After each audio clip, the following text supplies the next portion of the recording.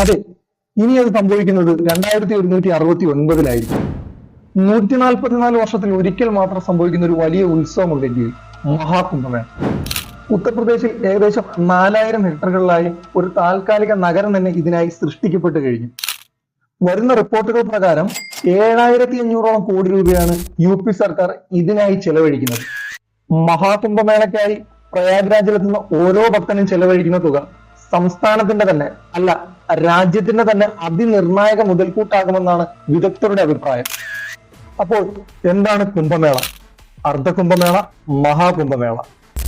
ഹൈന്ദവ വിശ്വാസപ്രകാരം പാലാഴി മന്ദനത്തിലൂടെ ലഭിച്ച അമൃതിനായി ദേവന്മാരും അസുരന്മാരും യുദ്ധം ചെയ്തപ്പോൾ 4 ഇടങ്ങളിലായി അമൃതിന്റെ തുള്ളികൾ വീണെന്നും അത് പ്രയാഗ്രാജ്, ഹരിദ്വാർ, ഉജ്ജയിനി, നാസിക് എന്നീ സ്ഥലങ്ങളിലാണെന്നുമാണ് വിശ്വാസം. 12 ദിവസം നീണ്ടു നിന്നിരുന്ന യുദ്ധമായിരുന്നു അത്. മനുഷ്യന്മാരുടെ ഒരു വർഷം ദേവന്മാരുടെ ഒരു ദിവസമായിരുന്നു. അതിനാലാണ് 12 വർഷം കൂടുമ്പോൾ മഹാകുംഭമേളകൾ നടക്കുന്നത്. 4 പുണ്യ നഗരങ്ങളിലൂടെ ഒഴുകുന്ന നദികളിൽ കുംഭമേളയുടെ സമയത്ത് സ്നാനം ചെയ്താൽ മരണത്തെ അതിജീവിക്കാമെന്നാണ് വിശ്വാസം.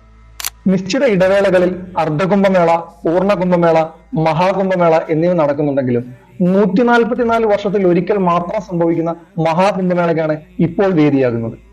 പ്രയാഗ്രാജ് പൂർണ്ണമായും മഹാകുംഭമേളയ്ക്ക് വേണ്ടി ഒരുങ്ങി കഴിഞ്ഞു. ഏകദേശം 40 കോടി ഭക്തർ വരുമെന്നാണ് നിഗമനം.